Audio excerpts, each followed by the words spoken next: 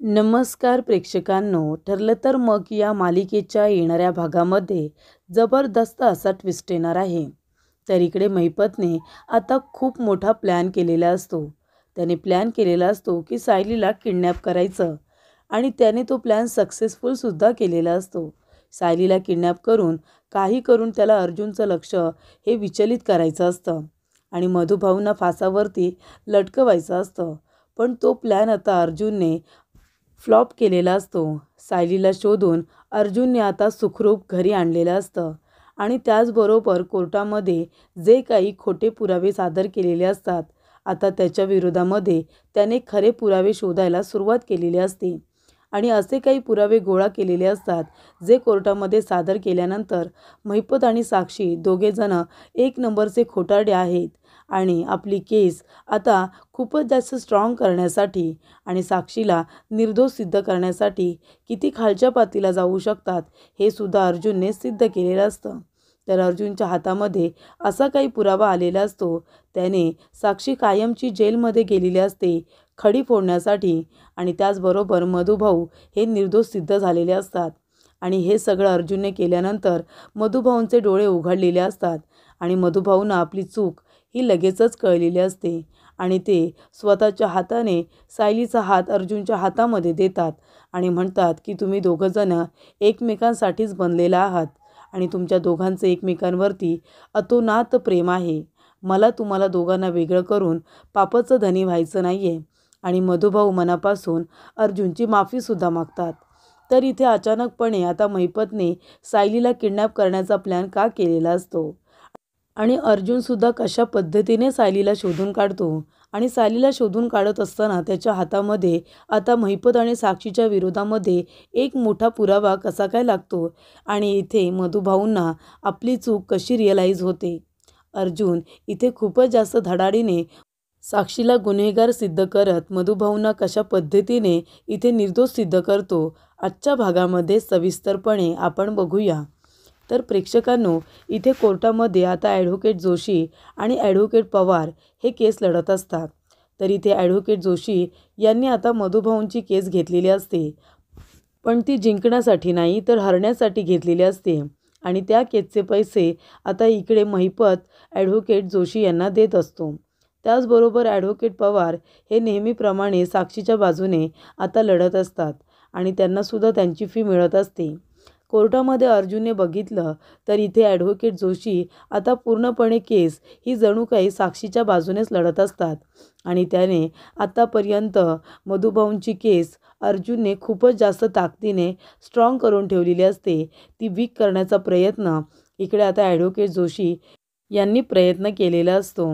तर या वेळेला अर्जुनसुद्धा कोर्टामध्ये गेलेला असतो कारण त्यांना बघायचं असतं ॲडव्होकेट जोशी कशा पद्धतीने ही केस लढतायत. तेव्हा कोर्टामध्ये साक्षीने असं सांगितलेलं असतं की माझ्या आईचे अनैतिक संबंध होते आणि त्यातूनच माझ्या आईला एक मुलगासुद्धा आहे आणि त्याला भेटण्यासाठी त्याची जबाबदारी स्वीकारण्यासाठी मी त्या ठिकाणी गेले होते. अशी चिखलफेक आता साक्षीने तिच्या आईच्या चारित्र्यावरती केलेली असते. म्हणजे आपल्या मेलेल्या आईच्या जीवाला काय वाटत असेल, किती यातना झाल्या असतील याचा विचार न करता तिने स्वतःचा स्वार्थ साधण्यासाठी आपल्या देवाघरी गेलेल्या आईवरती तिच्या चारित्र्यावरती सुद्धा शिंतोडे उडवलेले असतात. चिखलफेकच केलेली असते आणि त्याचं तिलासुद्धा काही वाटत नाही आणि त्याचबरोबर महिपतलासुद्धा या गोष्टीची लाज वाटत नाही. पण इथे अर्जुनला माहिती असतं की कोर्टामध्ये साक्षी जे काही बोलते ते सगळं खोटं आहे. ही केस जिंकण्यासाठी आणि मधुभाऊंना फासावरती लटकवण्यासाठी हा सगळा प्लॅन चालू आहे आणि कोर्टामध्ये आता सगळी बाजी ही उलटत चाललेली असते. साक्षीच्या बाजूने आता ती जिंकत चाललेली असते आणि मधुभाऊंची केस ही वीक होत चाललेली असते. मधुभाऊंना त्यावेळेला कळतं की ॲडव्होकेट जोशी आपल्यासाठी काय करतायत, पण इथे त्यांना सगळं कळून सवरून सुद्धा मात्र वळत नसतं या कारणाने, कारण त्यांचा अर्जुनवरती राग असतो अर्जुनने त्यांच्या मुलीबरोबर कॉन्ट्रॅक्ट मॅरेज केलं होतं, ही गोष्ट त्यांच्या मनामध्ये खूपच जास्त घर करून गेलेली असते आणि अर्जुनच्या रागापायी ॲडव्होकेट जोशी ही केस हारण्याचा प्रयत्न करतायत याच्याकडे सुद्धा मधुभाऊ दुर्लक्ष करत असतात. पण इथे कुसुमताई, अर्जुन, चैतन्य यांना कळत असतं की हे सगळे ॲडव्होकेट जोशी मुद्दामून करतायत आणि महिपत, प्रिया, त्याचबरोबर साक्षी सगळेजण हसत असतात ॲडव्होकेट जोशी याच्याकडे बघून आणि अर्जुनकडे बघून सुद्धा. तेव्हा इथे अर्जुन जातो आणि महिपत आणि साक्षी या दोघांनाही म्हणतो की तुम्हाला काय वाटलं, तुम्ही कोर्टामध्ये खोटे पुरावे सादर कराल, ॲडव्होकेट जोशी याला सुद्धा तुम्ही विकत घ्यायला कमी केलं नसेल, म्हणून तर तो मधुभाऊंच्या बाजूने कमी आणि तुमच्या बाजूने जास्त लढतोय. पण एक गोष्ट लक्षात ठेवा, जरी मधुभाऊंनी रागाच्या भरात माझ्याकडून ही केस काढून घेतली असली ना, तरीसुद्धा मी मरेपर्यंत आणि तुझ्या मुलीला म्हणजे साक्षीला फाशीची शिक्षा दिल्याशिवाय मी काही स्वस्थ बसणार नाही. अरे, तुझी मुलगी तर गुन्हेगार होतीच, पण तू आता तुझ्या मुलीला एवढी सूट दिलीस की स्वतःच्या आईच्या चारित्र्यावरती शिंतोडे उडवले तिने कोर्टामध्ये. आता तर ही केस मीच जिंकणार आणि जोपर्यंत तुझ्या मुलीला शिक्षा होत नाही ना, तोपर्यंत ही केस मी सोडणार नाही आहे. ॲडव्होकेट जोशीला काही करू दे, पण मी तुला फासावरती लटकवल्याशिवाय स्वस्थ बसणार नाही आणि तुझ्या आईलासुद्धा मीच न्याय मिळवून देणार, असं इथे अर्जुन तिला म्हणत असतो. तो म्हणतो की तुला काय वाटलं, तू या केसमधून सुटून जाशील का? बघ, पुढच्या वेळेला कोर्टामध्ये मी पुरावे घेऊन हजर होतो की नाही बघच तू. तर इकडे अर्जुनने आता जणू काही महिपतला आणि साक्षीला धमकीच दिलेली असते, त्यांना चॅलेंज दिलेलं असतं की ही केस तुम्ही जिंकू शकत नाही, तुला फाशीची शिक्षा सुनावल्याशिवाय मी स्वस्थ बसणार नाही. तेव्हा इकडे आता अर्जुन पुरावे गोळा करायला सुरुवात करतो. चैतन्याला म्हणतो की महिपत आणि साक्षीच्या विरोधामध्ये पुरावे गोळा करायचे आहेत. तेव्हा इकडे चैतन्य अर्जुनला पुरेपूर मदत करत असतो आणि त्याचबरोबर इथे साक्षी म्हणत असते की अण्णा, तुम्ही बघितलंत ना, अर्जुनने जणू काही मला धमकीच दिलेली आहे. तो आता माझ्या विरोधामध्ये पुरावे गोळा करत असेल आणि तुम्हाला माहिती आहे, अर्जुन लास्ट मोमेंटला काही करू शकतो, संपूर्ण केस तो फिरवू शकतो. मला तो जेलमध्ये नुसता टाकू शकणार नाही, तर फाशीची शिक्षासुद्धा सुनावेल. तेव्हा काही करा, पण अर्जुनला हे सगळं करण्यापासून आपल्याला थांबवायला हवं. तेव्हा कुसुमताई मधुभाऊंना म्हणत असते की हे सगळं काय चाललंय? मधुभाऊ, तुम्ही बघितलंत ना, तुम्ही जर अर्जुनकडून केस काढून घेतली नसती तर आज कदाचित ही वेगळी बाजू आपल्याला दिसली असती. तर इथे साक्षीने आता सगळा प्लॅन चेंज केलेला आहे. तुम्ही बघितलं ना, ती किती सराईतपणे खोटं बोलत होती. आता काय करायचं? ॲडव्होकेट जोशी यांनी तर काहीच बोलले नाही तुमच्या बाजूने. तेव्हा ॲडव्होकेट जोशी हे जरी काही बोलले नसले तरी मधुभाऊ म्हणतात की ठीक आहे, ठीक आहे, काही नाही बोलले ना, पुढच्या वेळेला बोलतील, पण त्या अर्जुन सुभेदारला मी माझी केस देणार नाही आहे. सायली रडत असते. अर्जुन आणि चैतन्यसुद्धा येतात, मधुभाऊंना रिक्वेस्ट करत असतात, पण मधुभाऊ त्याच्या तोंडावरती दरवाजा लावतात.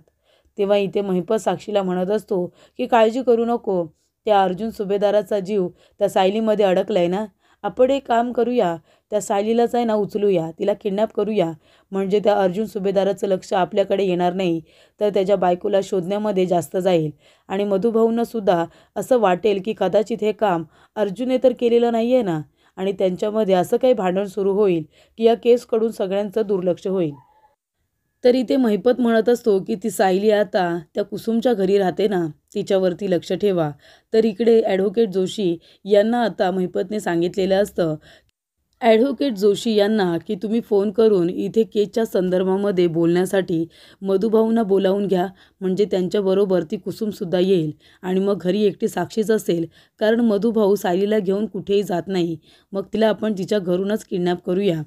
तेव्हा इकडे आता ॲडव्होकेट जोशी यांनी केस संदर्भात बोलण्यासाठी मधुभाऊ आणि कुसुमताई यांना बोलावून घेतलेलं असतं आणि इथे आता घरी जेव्हा सायली एकटीच असते तेव्हा महिपतची माणसं जाऊन सायलीला किडनॅप करतात आणि तिला एका ठिकाणी नेऊन ठेवतात. गोडाऊनमध्ये तिला आता बंद करून ठेवलेली असते आणि ती महिपतची माणसं असतात. पण इथे जेव्हा आता मधुभाऊ आणि कुसुमताई दोघेजणं घरी येतात, बघतात तर काय, दरवाजा तुटलेला असतो आणि सायली घरामध्ये नसते. तेव्हा मधुभाऊंना असं वाटतं की कदाचित अर्जुन तर सायलीला घेऊन गेलं नाही आहे ना. तेव्हा इकडे मधुभाऊ आता अर्जुनला फोन करतात आणि कुसुमताईला म्हणतात की त्याला आत्ताच्या आत्ता बोलावून घे, नाहीतर त्याच्या ऑफिसमध्ये आपण जाऊया.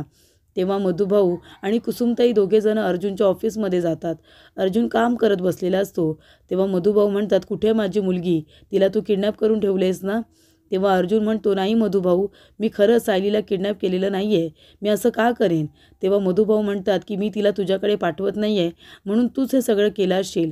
तेव्हा इथे अर्जुन म्हणत असतो की मधुभाऊ, मी सायलीची शपथ घेऊन सांगतो, मी माझ्या स्वतःची शपथ घेतो, मी माझ्या ह्या कामाची शपथ घेतो, मी खरं सायलीला किडनॅप नाही केले. तुम्ही शोधा तिच्या विरोधामध्ये, आता तुम्ही एक कंप्लेंट करा की ती हरवली आहे म्हणून, तिला कुणीतरी किडनॅप केले, अशी कंप्लेंट करा आणि तिला शोधा. माझ्या सायलीला मी किडनॅप का करू? तेव्हा इकडे आता अर्जुन खरं बोलत असतो. तो म्हणतो की मधुभाऊ, मी माझ्या कामाची शपथ घेतोय, सायलीची शपथ घेतोय, मी तिला नाही किडनॅप केले. मला माहिती आहे तिला कुणी किडनॅप केले, हे सगळं त्या महिपतचं काम आहे. तेव्हा इकडे आता कुसुमताई म्हणते की अगदी बरोबर, हे त्या महिपतचंच काम आहे. तेव्हा अर्जुन आता म्हणतो की मधुभाऊ काळजी करू नका, मी सायली जिथे कुठे असेल ना तिथून मी तिला शोधण्याचा प्रयत्न करेन. तर इकडे अर्जुन आणि चैतन्य आता दोघं जण पूर्णपणे लक्ष देऊन सायलीला शोधून काढण्याचा प्रयत्न करतात. अर्जुन म्हणतो की मी महिपत आणि साक्षीला इथे खूप मोठी आता धमकी दिली होती की तुमचं सत्य बाहेर काढणार म्हणून, तुला फाशीची शिक्षा होत नाही तोपर्यंत मी स्वस्थ बसणार नाही असं मी म्हणालो होतो. आणि त्याचंच राग त्यांनी आता काढण्यासाठी सायलीला किडनॅप केले, कारण त्यांना बरोबर माहिती आहे माझं सायलीवरती खूप प्रेम आहे आणि माझं लक्ष डायव्हर्ट करण्यासाठी त्यांनी सायलीला किडनॅप केले. तेव्हा इथे अर्जुन आणि चैतन्य दोघं जण आता महिपतच्या घरावरती लक्ष ठेवून असतात. अर्जुन म्हणतो की आता हे सगळं करत असताना त्या लोकांच्या हातून खूप मोठी चूक होईल आणि ती चूक आपल्याला पकडायची आहे. तेव्हा ॲडव्होकेट जोशी आता महिपतच्या घरी त्यांना भेटायला गेलेले असतात आणि ॲडव्होकेट पवारसुद्धा असतात. दोघे जण इथे छान पार्टी करत असतात, दारू पित असतात, चकना खात असतात आणि केससुद्धा डिस्कस करत असतात. तेव्हा अर्जुन आणि चैतन्य दोघं जण आता खिडकीतून त्या सगळ्यांना बोलताना ऐकत असतात. तेव्हा इकडे साक्षी आणि महिपत म्हणत असतात की तुमच्यावरती पैशांची इथे आता बारिश होणार आहे, पैशांचा पाऊस पडणार आहे. फक्त माझ्या मुलीला या सगळ्यातून तुम्हाला दोघांना मिळून बाहेर काढायचं आहे. तुला इथे केस लढण्याचं फक्त नाटक करायचं आहे आणि इथे ॲडव्होकेट पवार, तुम्हाला ही केस लढायची आहे. माझ्या मुलीला या प्रकरणातून बाहेर काढायचं आहे. तेव्हा ॲडव्होकेट जोशी म्हणतात की मी तर पैसे तुमच्याकडून केस हरण्याचेच घेतलेले आहेत. मधुभाऊंना फासावरती लटकवायचं आणि तुमच्याकडून हवा तेवढा पैसा घ्यायचा आणि श्रीमंत व्हायचं. तेव्हा इकडे ॲडव्होकेट पवार म्हणतात, आणि मी तुमच्याच बाजूने केस लढतोय. बरं झालं त्या मधुभाऊंनी अर्जुन सुभेदार यांच्याकडून केस काढून घेतली आणि ॲडव्होकेट जोशी यांना दिली, नाहीतर अर्जुन सुभेदाराने ही केस जिंकलीच असती, तुमच्या मुलीला शिक्षा झाली असती. आणि अर्जुन आणि चैतन्य दोघं जण हे सगळं खिडकीतून ऐकत असतात. त्यांनी आपल्या मोबाईलमध्ये हा व्हिडिओसुद्धा केलेला असतो, व्हिडिओ रेकॉर्ड करून ठेवलेला असतो. तेव्हा बोलता बोलता आता महिपत म्हणतो की त्या सायली सुभेदाराला खायला द्या, तिला तर किडनॅप करून ठेवलं आहे ना. आणि तसंही अर्जुन तिला आता शोधत असेल पण त्याला ते अजिबात सापडता कामा नये, हे सगळं आता त्याच्यामध्ये महिपतसुद्धा बोललेला असतो. तर इकडे खूप मोठा पुरावा अर्जुनच्या हाती लागलेला असतो. तो पुरावा आता अर्जुनने आपल्या मोबाईलमध्ये रेकॉर्ड करून ठेवलेला असतो. तो चैतन्यकडे सुखरूप ठेव असं म्हणतो. चैतन्याला म्हणतो हा खूपच जास्त महत्त्वाचा आहे, नाहीतर सगळी वाट लागून जाईल. आणि इथे गोडाऊनमध्ये आता सायलीला किडनॅप करून ठेवलेलं असतं. तर इकडे अर्जुन आणि सायली दोघे जण लवकरच एकत्र येणार असतात. तर इथे आता ज्या गोडाऊनमध्ये सायलीला किडनॅप करून ठेवलेलं असतं, सायलीला भास होत असतो की कुठेतरी अर्जुन आलाय तिला वाचवायला.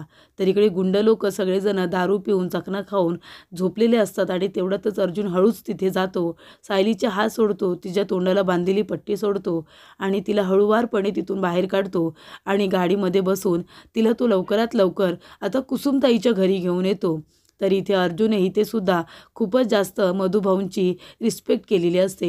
अर्जुन आणि चैतन्य दोघं जण आता सायलीला घेऊन कुसुमताईच्या घरी आलेले असतात. अर्जुन म्हणतो की हे घ्या, मी सायलीला सुखरूप घेऊन आलेलो आहे. तेव्हा इथे सायली आता जाते, कुसुमताईला मिठी मारते आणि कुसुमताई म्हणते, सायली अगं कुठे होतीस तू? तेव्हा सायली म्हणते की त्या महिपतच्या माणसांनी मला किडनॅप केलं होतं. अर्जुन सरांचं लक्ष विचलित करण्यासाठी त्यांनी केलेला हा प्लॅन होता. आणि मधुभाऊ, तुम्ही ॲडव्होकेट जोशी यांच्याकडे केस देऊन खूप मोठी चुकी केली. ते लोक तिथे बोलताना बोलत होते की त्यांनी ही केस जिंकण्यासाठी नाही तर हरण्यासाठी घेतलेली आहे. आणि ॲडव्होकेट जोशीसुद्धा तुम्हाला फेवर करत नाही आहेत तर साक्षीला फेवर करतायत. तेव्हा तुम्ही आता तरी सुधारा आणि ही केस आहे ना ती अर्जुन सरांना परत करा, माझ्यासाठी परत करा. मी तुम्हाला माझी शपथ देते मधुभाऊ असं करू नका. तेव्हा अर्जुन म्हणतो, हे घ्या, मी सायलीला सुखरूप सोडून आणलेलं आहे.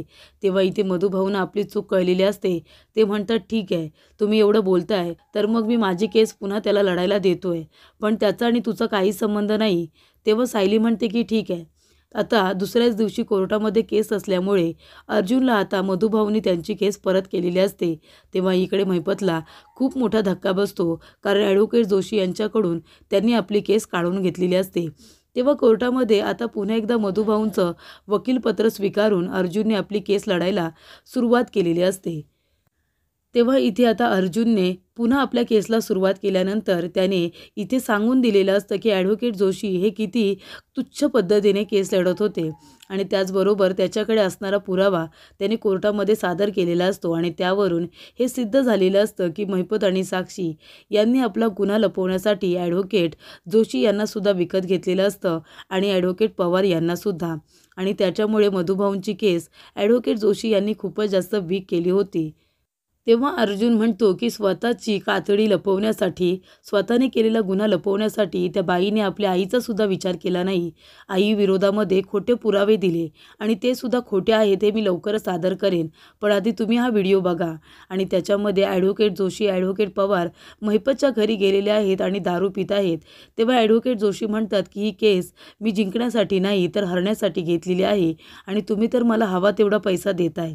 तेव्हा इथे अर्जुन म्हणतो की म्हणूनच मी तुम्हाला सांगतोय की इथे साक्षीने खूप मोठा गुन्हा केला आहे आणि तो लपवण्यासाठी ती इथे जज साहेबांना त्याचबरोबर वकिलांना विकत घेते, म्हणजे याचा अर्थ तिने गुन्हा केला आहे म्हणूनच ना.